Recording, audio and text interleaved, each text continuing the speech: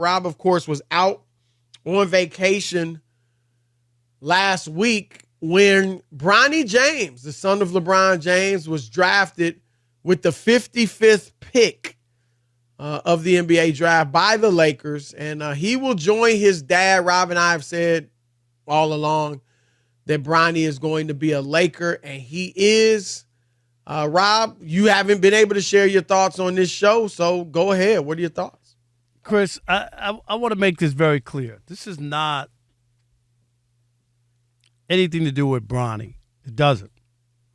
I get it. It's his father trying to do what's right or help his kid in any way he can. I don't have any kids. I never played professional sports. I get all that. But I must admit, I think this is the worst decision that's ever happened in professional sports. And I'm dead serious when I say that. The worst. By a team, a not just player? All around. Everybody involved in this, because it changes what the essence of the game has always been, which is about competition. Chris, this is what we've always talked about. And the reason why you have an NFL where you have essentially 99% of the owners are white, and yet the league is 70% black. Meritocracy is what allowed this to be the case. They didn't go out and just fill their teams with people who look like them because they own the team and said, I don't care. I'm going to do what I want to do, and no one can tell me because I own the team. It was about the best people went out there, played the game, and the people who deserve to get jobs got jobs. I heard a lot of people throw around nepotism. And there's plenty of nepotism, and I've been critical of. I was one that threw it around. Yeah, plenty. And I've thrown out nepotism. Chris, it's wrong. We've seen it, especially in the front office.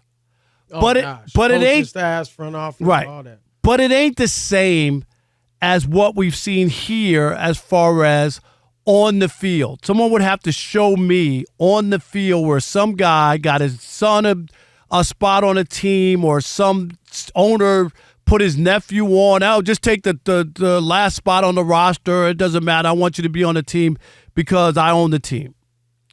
And that's the part, I think, when LeBron looks at his legacy, that he'll be leaving the sport in a worse place than when he got here.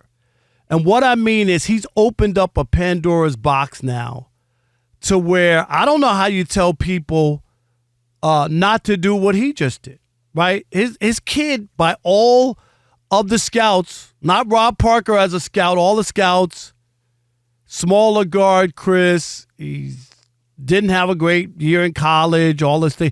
He might have made it. He might have been able to be on a team as a non-drafted player and worked his way through and all that, right? Could have. But this was like, no, he's coming to the Lakers. Get out of the way.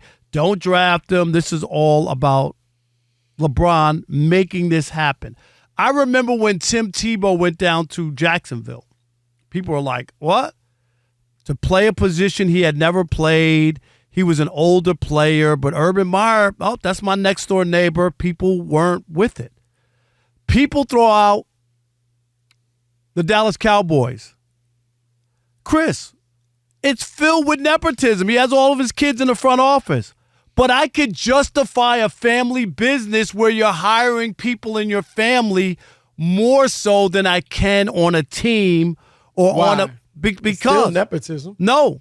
And I'm not saying I'm against nepotism, but I'm I'm against nepotism. What I'm saying is when you play on the field, that is supposed to be based on your merit, your ability, and not. And that's where someone would have to show me where owners have done this in the past, because I can't find it. I can't find where they put somebody on a team because they own the team or they wanted to help out their kid.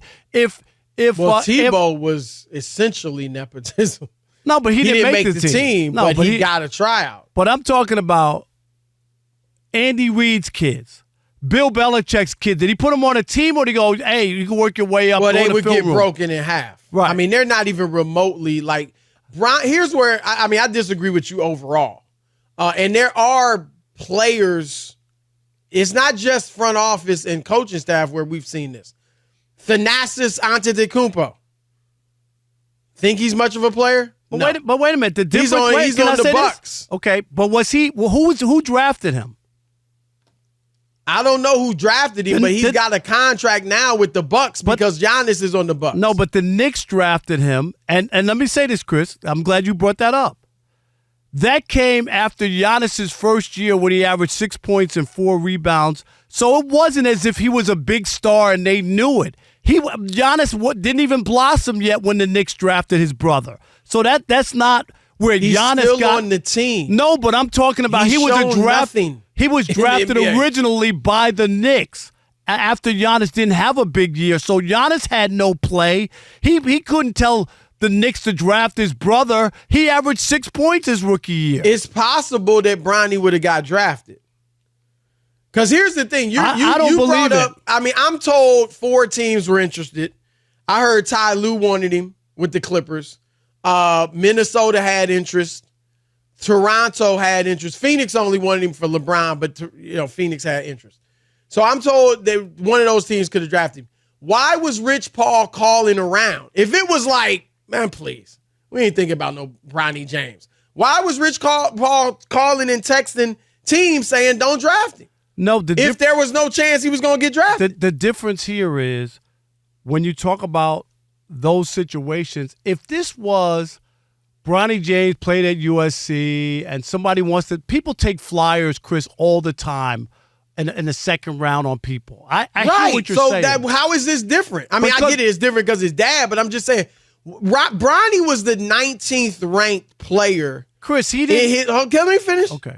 He was the 19th ranked player in his senior class, before he had the cardiac arrest. And I do think the cardiac arrest impacted his season with USC, which we know wasn't good. But he made obviously McDonald's All-American. Some say that was because of LeBron. I don't know. He was 19th ranked player in his class. So that's close to McDonald's All-American anyway. And they're different rankings. So that's my point.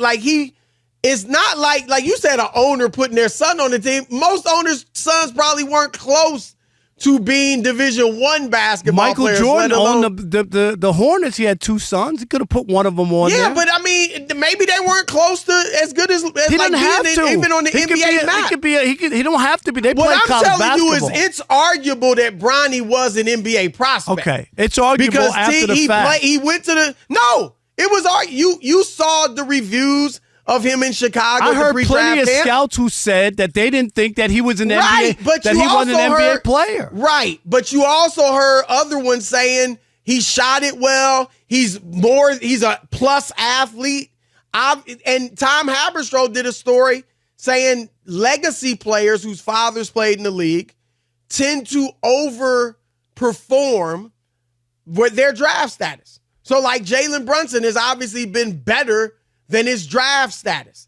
And that goes for a lot of players. And so there were some, that's what happens with second round picks. Some people like them, think they're NBA players. Some people don't. I'm just saying it ain't like Bronny was some, and a lot of guys that put up bad numbers got drafted. Whether they put them up in Europe or whether they put them up in the NBA. Or, college basketball, I should say, Division I.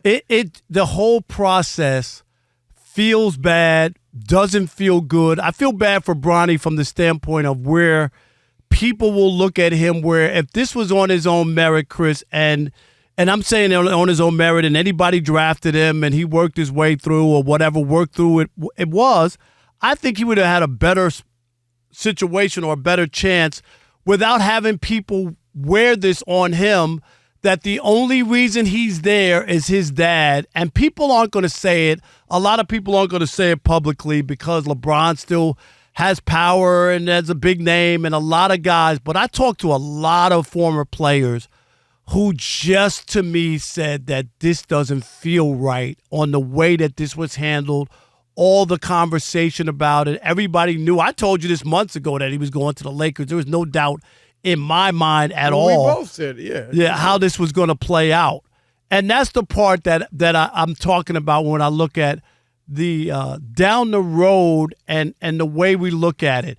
Did Bronny get in strictly? And we don't. And you know, you're guessing. I'm guessing. You think maybe it was just all on Bronny and it was all merited and there's nothing funny about it. Definitely nepotism played a role. Okay, there's no question about it. So yeah, I'm not okay. I'm not that. Okay. But my thing is, I don't want to hear the nepotism card played when people, and maybe you, like you said you've been critical. That's fine. But I don't want to hear it from people that haven't said anything about the nepotism that is rampant in professional sports. Front office is a performance business as well. Coaching staff is a performance business as well. And if Rob, you know the league and the NFL and Major League Baseball, nepotism is rampant.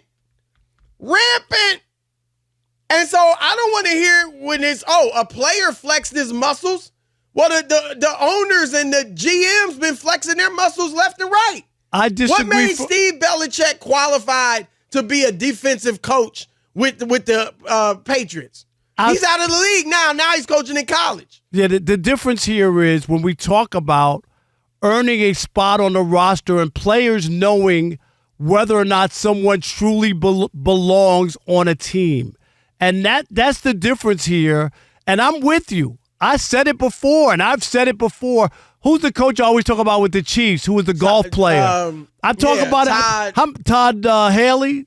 Todd Haley. I've said it a million times, Chris. You've heard me on this show. That's an example. I know. Like, look, if y'all gonna cut out nepotism, then cut it out then. Yeah, but here's the other part is there is some player who might have lost out on a job because of Bronny and because of the nepotism.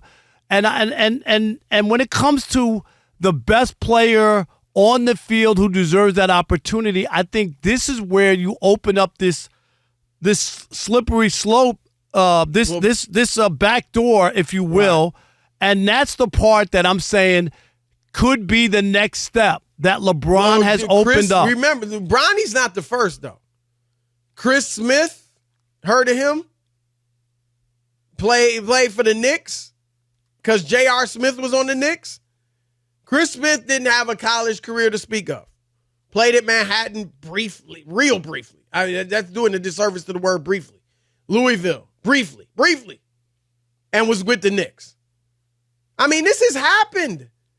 And you can't, and I think you'll agree with me on this, you can't say it's the worst thing ever because we know there was a league, there were the leagues, period, all of them.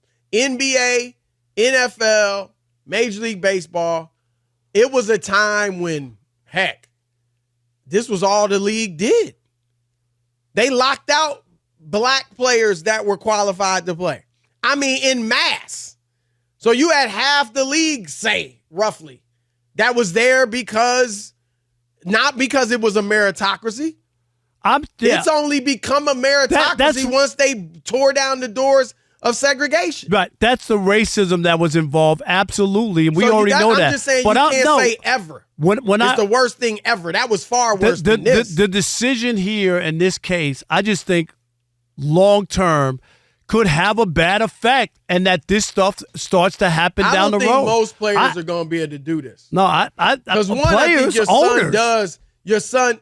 So what will an owner do? Put a guy on the roster. What do you mean? What could he do? A guy, meaning what? Like, I don't know. A nephew. Put him up. Why not? I'll put him on the nephew play? I mean, maybe you acted like Bronny James was an all-conference high school player. Well, come on. But he had a bad year at USC, and there were more than one scout who didn't think that he was worthy of a spot. But there were more than one scouts that thought he was. That didn't think he was worthy. I mean, I'm just talking about guys who have played in the league who I talk to who are really surprised that the way this whole thing played out and could look at it. Players never thought they had the juice to do this. LeBron James had the juice. And most players won't have the juice. But I just gave you, J.R. Smith, how he got the juice, I don't know. So